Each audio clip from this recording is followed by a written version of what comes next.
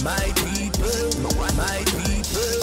we're ready to mount up like an eagle. Stand and fight against evil. A system rigged and deceitful.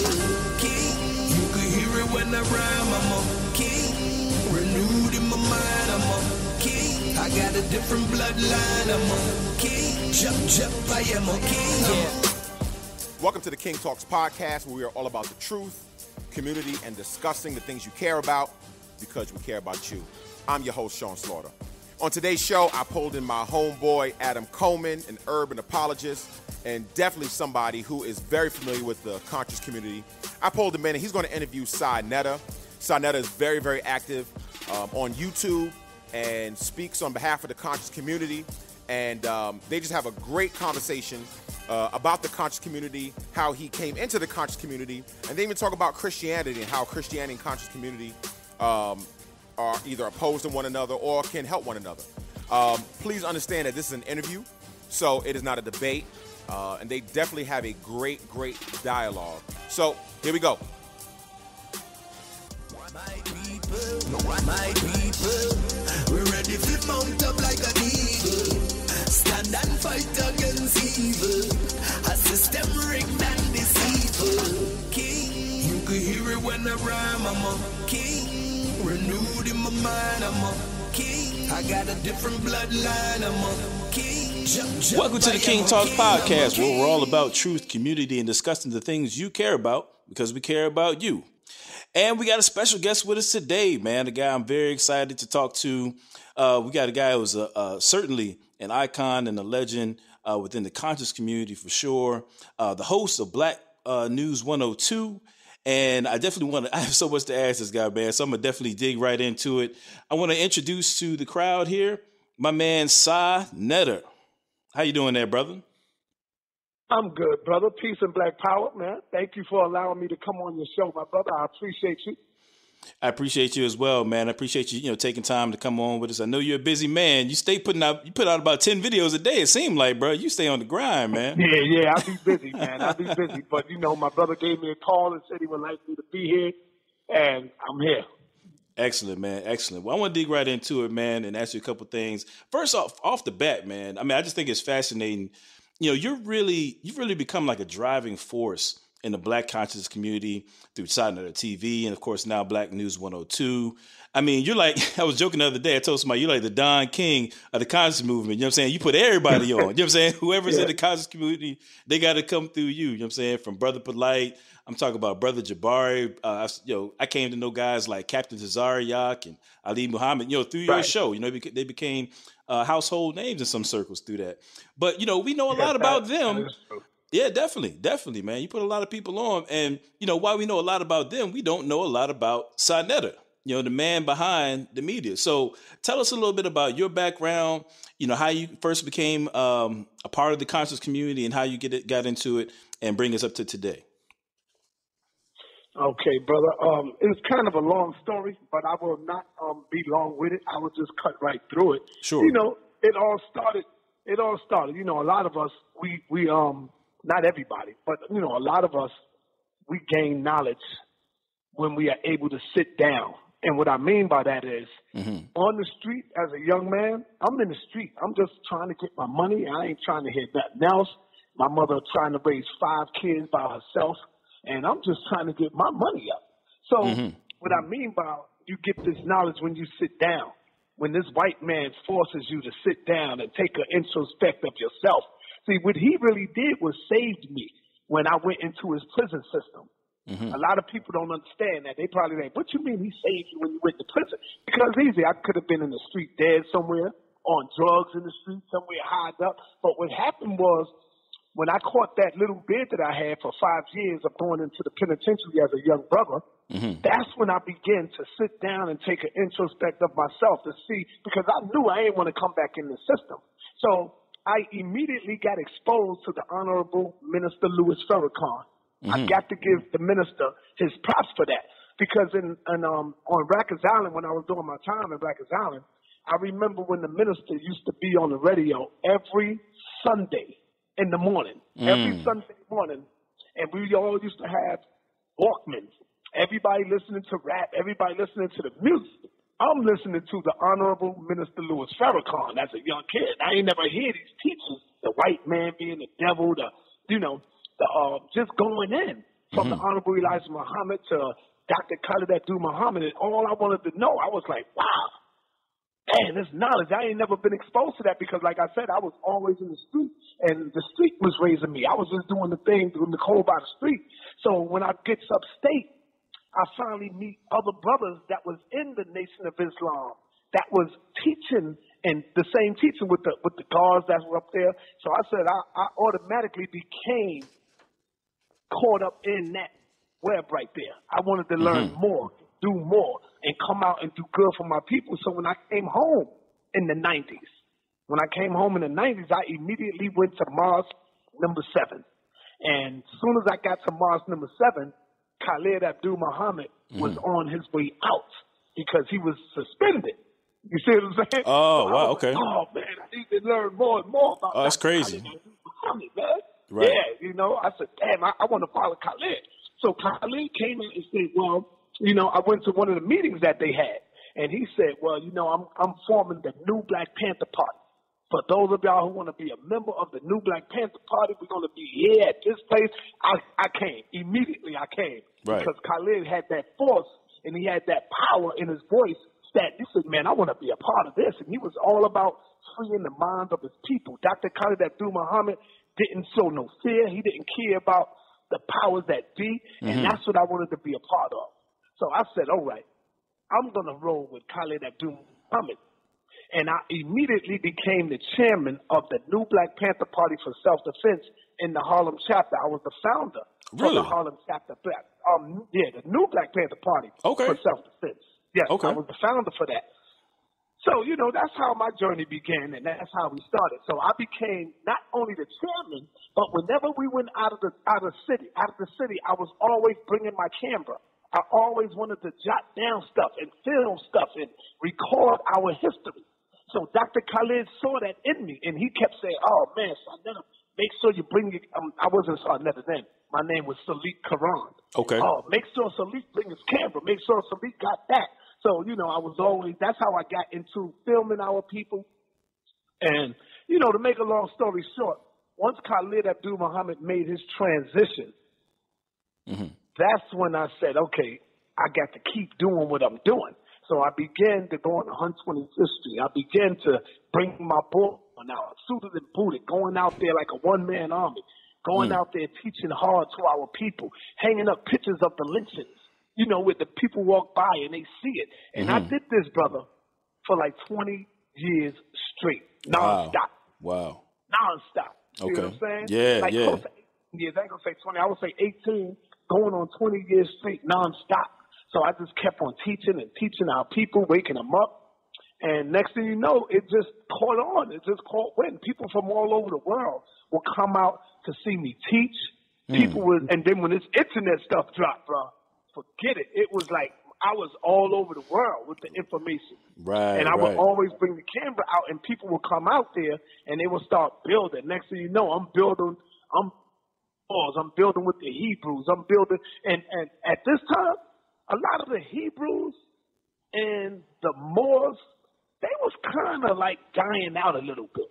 Okay. But I kind of resurrected it because I started having debates with them. You see what I'm saying? And the people wanted more and more and more. So now, by me having these debates, it started putting the light on the Moors, and people was listening to the Moors and what they got to say, dealing with the law, and going up against the Hebrews. The people was looking at the Hebrews, and I just started attacking everybody, doctor, because I was young.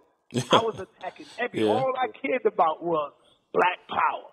If you ain't about black power, the white man don't care about your laws.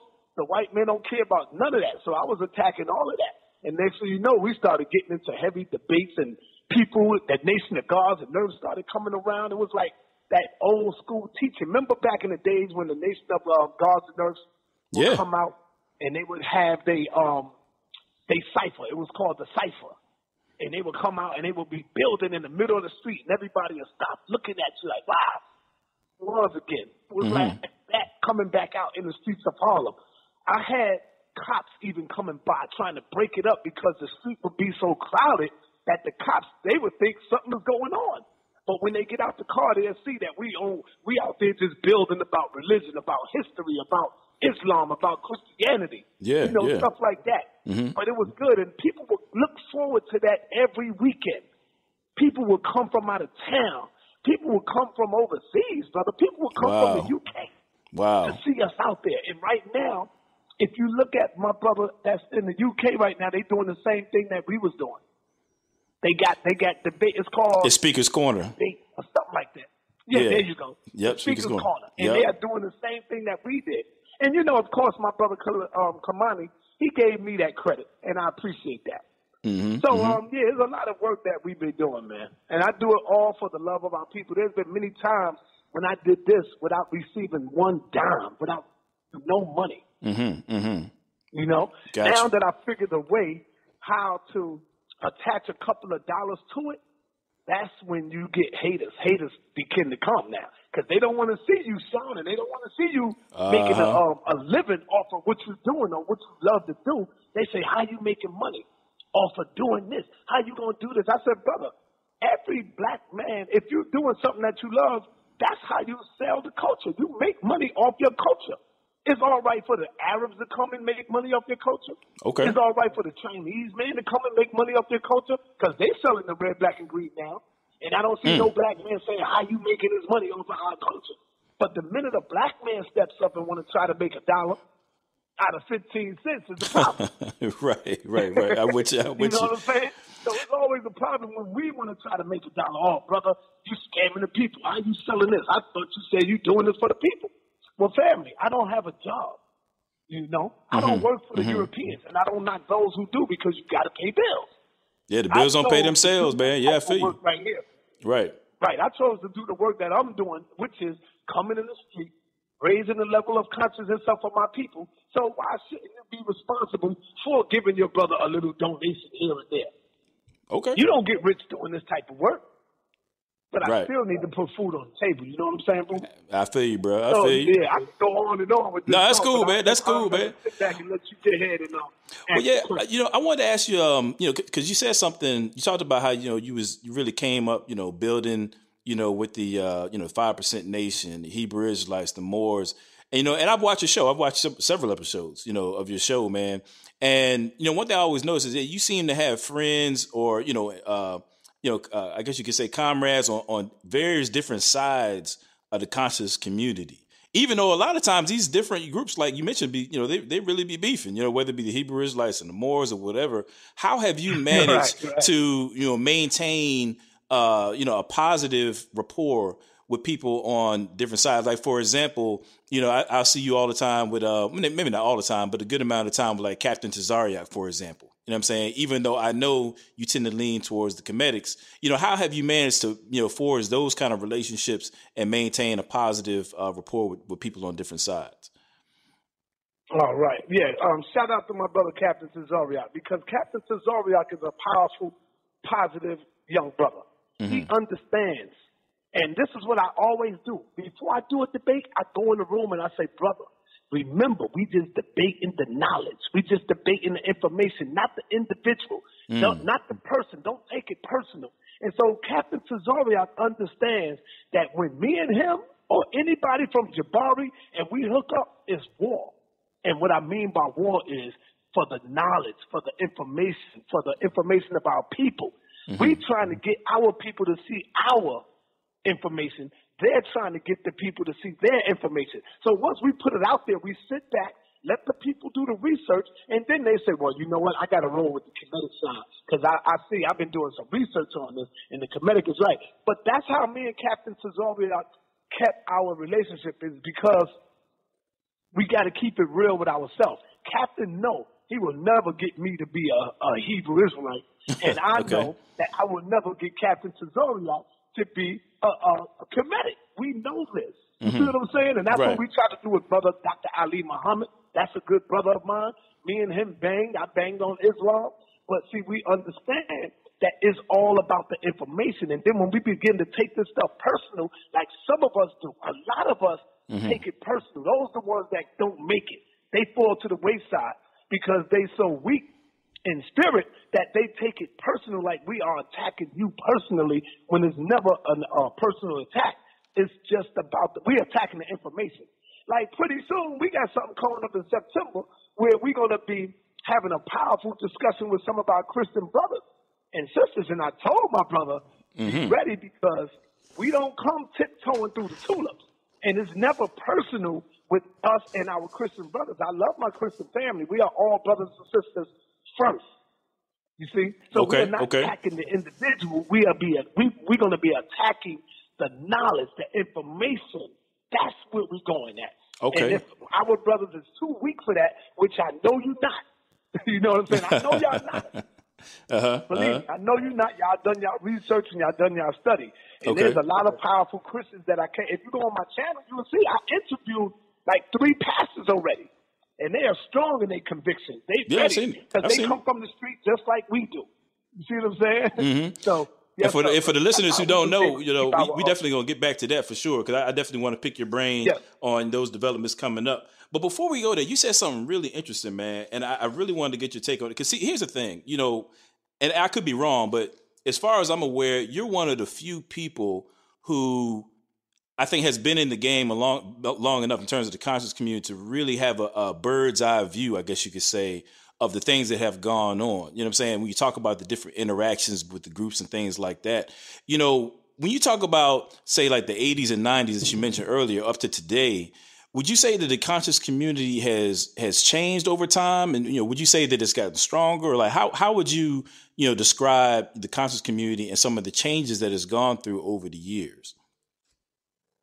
Well, it has its ups and downs. Right now, I would say the conscious community got a little weak. Sometime at one point it's strong, and then at other points it's weak, because we allow people to come into the movement, and all they goal is, all they aim is to expose each other, to tear each other down.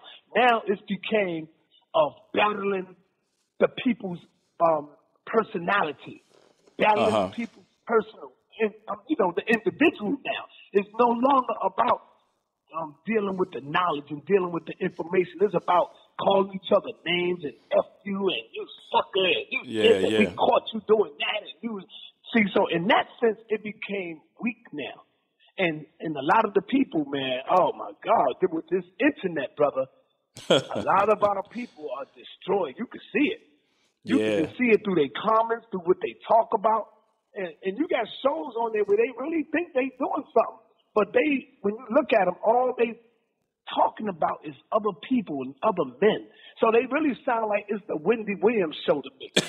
So it's really dumbed down. Yeah, all this stuff has dumbed down. Right now, it's almost like battle rap. Yeah. It's a small pocket. Yeah, so the conscious community is very weak right now. So that's why I closed my circle up, and I'm trying to get it back with some of the people. Got you. Yeah, I mean, from the outside looking in, sometimes, when I first, became aware of the conscious community, it did seem like that unity piece just really wasn't there. You know what I'm saying? Like, people talk unity, but at the end of the day, you see cats, with 45-minute videos cussing each other out. It's like, man, where's the... That's what I'm talking about. You know what I'm saying? I'm not going to say I'm not guilty of it, but damn, sometimes when they get me so mad, I go in and I just start going at everybody. But I felt just going for it. I said, nah, no more of that. I'm going to just fall back from that and just do my job, Got you. Now, when you look at, the community, where it stands now, and you talked about, you watch different people's videos and things like that, you can look back and see some of the major voices of yesteryear, I guess you could say, whether it be Dr. Clark or Dr. Ben, of course, Louis Farrakhan and so forth. Do you see anybody today that you would say is kind of carrying the torch for the conscious community, of being that voice and really speaking to some meaningful issues and really addressing the needs of the community? To keep it all the way 100 with you, I would say no. I got to keep it real with you. Okay, that's real. Okay, but that's not to say that it won't come. I just don't see it right now. But we have the potential in us, if we get our minds right, that we could bring it back.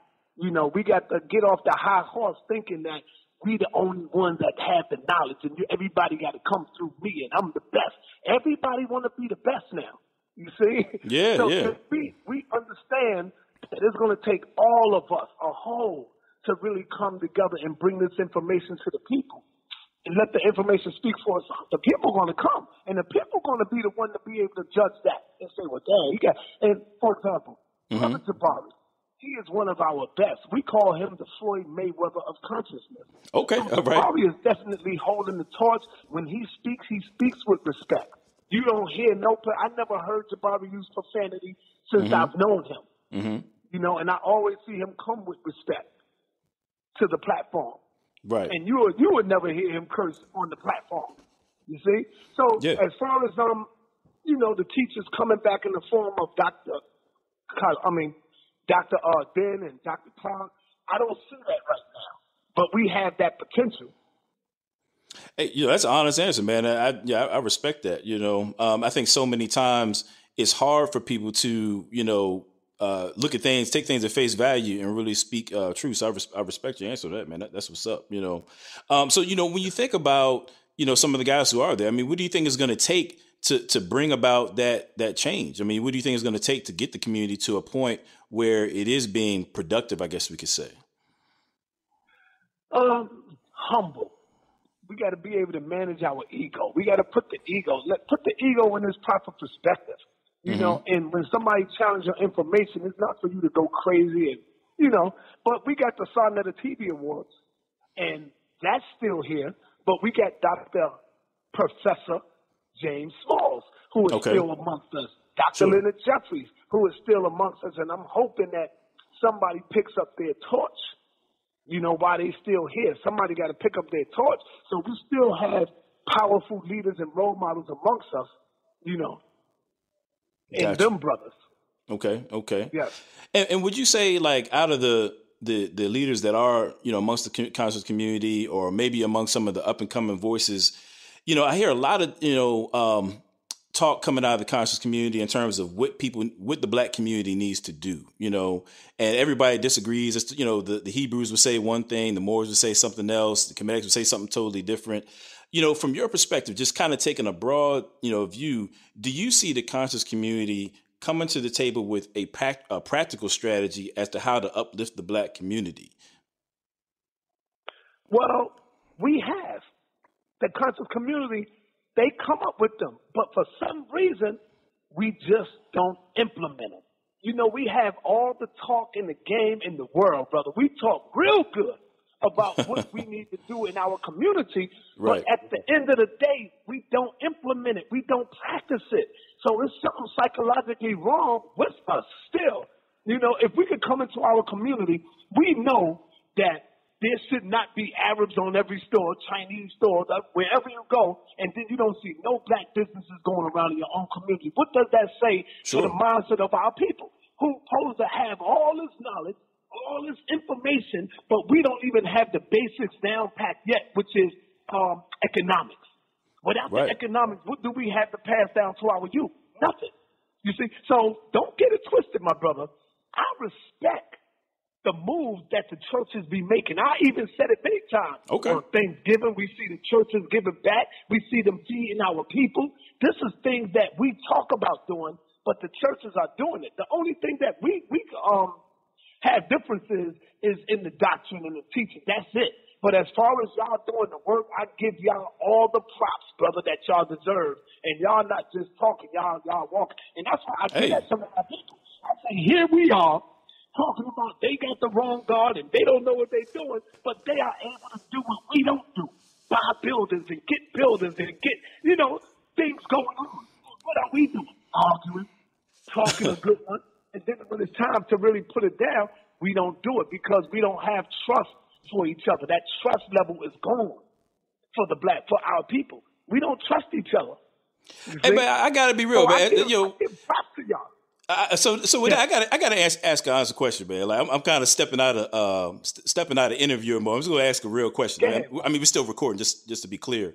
But you know, from somebody like myself, right? You know what I'm saying? I was aware of the conscious community, you know, because in the sense of like, you know, I mean, look, I was a Wu-Tang fan coming up. You know what I'm saying? Like back in the 90s, if it was Wu-Tang, Adam Coleman was rocking it. You know what I'm saying? And so I became aware of like the 5% Nation, or through Killer Priest, I became aware of like, you know, the Hebrew Israelites and so on. You know, and so what I see with the conscious community is these groups will debate, you know what I'm saying, almost like, you know, amongst brothers, but at the same time, it's like Christians aren't allowed at the table. You know what I'm saying? Like, we're having this conversation now, it's real positive, but I don't get that vibe from many others in the conscious community. Like, you know, what's going on with that, man? Why y'all be banging on Christians so much, man? What's up with that? Okay. What it is, I mean, many times I be trying to get the Christians involved, but they be afraid, brother, to keep it real. The Christians be afraid. They be scared to get into the ring with us or even want to talk to us. So when I'm on 125th Street and I see a brother and he walking with the Bible, I would stop him and approach him and ask him, brother, can you give me a little more information about God? And the first little baby question I would ask him was he a black man? Was he a white man? Okay. First thing they say is, what does it matter? It don't matter if God was black or white. So I say, brother, if it don't matter whether God was black or white, then that's like saying it don't matter whether it's wrong or right. We want the right one. We want the right one. So what you mean it don't matter? Everything matters, brother. Okay. Everything matters. You know, if it didn't matter, then why would the European put him all over the world as white when he said that he would be bronze, where his skin would be like, you know, like us, like ours, if it didn't matter. So it shows you that it do matter, you know? Right. But for some reason, that's what make us bang on the Christians, because they always would try to get away from making Jesus black, somebody that looked like us, that represented us. So when we look in the mirror, we see a God that looked like us, or we see the Son of God that looked like us, you know? And they always would run away from that type of talk. And that's the thing, it kind of confuses me, you know, because to kind of come back on that is that, you know, when I studied the history, right, you know what I'm saying, I begin to look at, say, you know, some of the most notable Pan-African names of all time, whether it be Marcus Garvey, Alexander Crummell, you know, Martin Delany, some of the forefathers of Pan-Africanism. You know what I'm saying? If you had a Mount Rushmore, actually, of Pan-Africanists, you would have like 3 or 4 Christians on there. You know what I'm saying? You know, like Martin Delany and Marcus Garvey. You know what I'm saying? So it's like, obviously, those brothers who were foundational to Pan-Africanism didn't see a problem, you know, with embracing Christianity and at the same time, you know, making moves to uplift, you know, African people. But it just seems that, you know, okay. Well, you know, we know that Marcus Garvey had Christians in his movement. His top soldiers was like Hebrew Israelites. So we already know that, you know. That's true what you're saying, too. That's true what you're talking about. But for the Christians to come, they was always afraid to challenge us. They felt that we was too militant and too hard on them, you know. But I know y'all brothers is not afraid. Well, let's talk a little bit about that. That's good, because so for example, perfect example. I understand that recently you were on a conference call with yourself, Brother Ankh, Brother Jabari, and along with our founder, Chris Broussard, as well as Pastor Eric Mason, Pastor Jerome Gay. I understand you guys had a conference call recently. Talk about that a little bit, how that experience was. Like, did it give you a different perspective maybe as to what Christians can bring to the table? Yes, it did. Well, after talking to y'all, I immediately called Ankh and Jabari. And I said, brother, I hope y'all don't take these brothers lightly, because I heard them pastors said they know their stuff. They know their history. They not just talking crazy. I know they're going to go into the black part, especially when Chris Broussard say, yo, most of all these places, all the prophets of the Bible was black. So I said, don't take these brothers lightly, and don't look at them as every Christian brother. Just like every Hebrew is not the same, all Christians are not the same. Did you see the debate between Chuck Singleton and Dr. Khalid Abdul Muhammad? It's been quite a while, but yeah, I know what you're talking about, yeah. Brother, if you go see that debate again, man, woo! Pastor Chuck was no joke. Okay, right. Pastor Chuck was no joke. He was going in with Sheikh Anta Diop, Chancellor Williams. He was breaking down all the black stuff in the Bible. I mean, not in the Bible, but the books that we study. And I was like really shocked. So that's what I see again dealing with Chris Broussard people. I'm like, yo, brother, don't sleep on these brothers, bro. You can't get beat up by no Christians, man. Because the world gonna be watching, and the conscious community gonna be watching. And bro, we don't want to just go up in here and get washed up by these Christians thinking that we know everything. We got to know this. We got to know them. Okay. You know? Well, let me ask you this question. I'm not sleeping at all. I'm glad, man. That's a good thing. You know what I'm saying? Because, people are serious about what they study. You know what I'm saying? Like, Christians aren't a bunch of ignorant pushovers. But I kind of like, I'm assuming, did you see the movie Black Panther? Did you see that movie? Yeah. Okay, cool. Yes, So I kind of feel like, in a sense, it's almost like, the way that when you think about the Wakandans, you know what I'm saying? And then you had that one tribe that was like off in the mountains, you know what I'm saying? The Jabari tribe. That's like part of the community, but they was a little bit separate. Right. You know what I'm saying? And then eventually, they came back together, at the end or whatever, and fought together. Like, in a sense, I kind of almost see that as like where Christianity is. Like, we've been disowned, you know what I'm saying, by the community. And it's not to say that we're going to agree on everything, but at the same time, I do think it's powerful that, folks are able to kind of come together and have a meeting of the minds and allow people to assess for themselves. Because I think there is a lot of misinformation as to, in regard to Christianity and so forth, that, brothers like, Chris Broussard, Eric Mason, Jerome Gay, and myself can bring out, and many others too, But with that being said, you alluded to it earlier. SaNeter is teaming up with the King movement to put together an event. Talk about that a little bit, this event that we've got going on coming in the future. Yes, sometime last month, me and Chris Broussard, we met up. Brother took me to lunch. We had a nice lunch, and we was talking about us meeting up with them. He was saying similar to the same thing. Brother SaNeter, what's up, man? Y'all be throwing the Christians under the bus. It's like y'all ain't got no love for us. Yeah. Y'all be banging on us hard and this and that. I said, man, y'all got to step your game up, Y'all just got to step up. Okay, We're going to keep banging until we get this thing right, because we are the only people that have an identity crisis. We Christians, we Muslims, we Jews, we Hebrews, we everything. We everything but black and African. We don't want to be African, but we want to be everything but that. So we're the only people that have an identity crisis.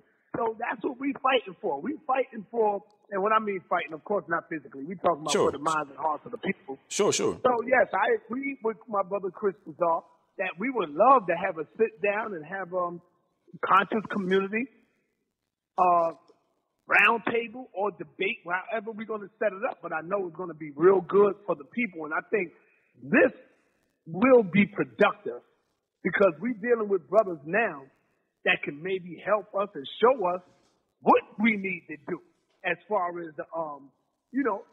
coming together and doing something like building stores and stuff like that in our community. We need that. Sure. We do need that. I ain't going to front on that, brother. Hey, that's real. A good one when it comes to that. We talk a good one, but we ain't doing nothing with it. We're just talking. Yeah, so I'm gonna give people the title. I think just gonna We're going to give y'all a spanking, though. We're going to give y'all a spanking. Okay, is that right? Okay. Well, that's the thing, man. Yes, I tell you what, man. I tell people all the time, man, that I understand that the conscious community has had a lot to say about the church. Going back some years now. And I think that the church has largely been silent in terms of responding to the criticism of the conscious community. But I think what I've been interested in over the last couple of years is that you do see a rise, as you mentioned, in Christians who are no longer silent about those criticisms and are well equipped when it comes to the history. And so it's like, I know you guys are going to come prepared, and I think it's going to be really exciting. And I think that it's going to be good for people to see from the other end of the spectrum, that Christians, we might be lambs, but we can bite too. You know what I'm saying? Like, it's going to be very interesting. So, the title Brother, of... I'm coming with our best scholars, Dr. Ma'at. Okay. Powerful. He's an engineer. That's right. I'm coming with my brother Unk from the Arm and Rod Squad. Mm-hmm. I'm coming with brother Jabari. And then I'm coming with brother Asaf. So them four right there in itself may be too much for y'all. I have to see. We have to see. But I'm telling them, brothers, don't sleep on it. But we're going to have to get together and see what some of the topics going to be, see what some of the questions going to be, so we can both come prepared for that. And we can give the people some powerful sound information, man, where they can go back home and study it and be like, wow, well, this was worth it right here, you know? Right. I understand that, man. Yeah. So the title of it is going to be The Conscious Community versus the Church. Who can save Black America? That's powerful right there, man. That's going to be powerful. Yeah, that's going to be powerful right there. That's powerful right there, man. Powerful. Yeah. So it's very interesting, man. Like when I first started, doing my own study, just kind of on a personal level, I had a lot of questions myself, in regard to identity and history and Christianity and so forth. And what I came to find is that there really is nothing to be afraid of. You know what I'm saying? There's really nothing to be intimidated about. So I'm excited, to, be having this conference with you guys. And hopefully I'm pretty sure I'll be able to make it out there. And I'm definitely looking forward to it, Right. You know what would be even more powerful? If we was to have it at the Apollo Theater. Oh, that's dope. That would be dope. That'd be dope. That's what I'm talking to Chris Broussard about. Having it at the Apollo Theater where the name be up in lights, conscious community versus the church, or the church versus the conscious community. That right there, that holds like 1,750 people. Yeah, okay. That holds 1,700 people. That'd be powerful. So that would be powerful in itself, Now, see, I have to say, though, I don't want to get you in trouble, brother, because, I know that, you having these positive conversations with Christians. I mean, I don't want the conscious community to be like, yo, SaNeter's an agent now or something like that. I ain't trying to get you in trouble, brother. Brother, they call me that anyway. So it don't matter. All of us are agents. They play games with this word agent. Yeah. Anything that you say that you don't agree with them, oh, that dude got to be an agent. Oh, man, SaNeter making white people bow down. He an agent. Yeah. Look at that. White people bowing down. I don't know if you saw the pictures, but I'm the only one. I am the only one that broke a record where I had a Jew bow down. The Jew was like 6'3", 6'2", and he bowed down before me. He had on his yarmulke. He had on his Hebrew stuff, and he bowed down right before me on 125th Street on his hands and knees. And people started calling me an agent. They said, man, SaNeter had to take him. You got to be, right? You got to be an agent, right? Agent SaNeter. That's wild. That's wild, we play man. games with that word, because now when we really get an agent amongst us, we ain't going to really believe it. We ain't going to take it serious, because everybody is an agent now, Yeah, that's true. Very true. I mean, people call me agent all the time, so it is what it is, But let me ask you this, man, and in all seriousness, we were kind of joking around about the event coming up and all that kind of stuff, and I'm sure there's going to be a competitive edge to it. But at the end of the day, just from your perspective, what would you like to see come out of this? When it's all said and done, the dust settles. What would you like to see come out of an event like the one we're planning? Well, at the end of it, man, when it's all said and done, I would like to see the unity come out of it. I would like to see us continue to have these discussions. I would like to see y'all come around and study Kemet a little more. Put Kemet into the teaching. Show the people where the concept of God comes from. Where did Moses learn all the wisdom? Where did he go to learn the wisdom? He went into Egypt. He went right up into Egypt and studied amongst the Egyptians. So, come on, we got to really go back into the real teachings. There was no Bible before Kemet.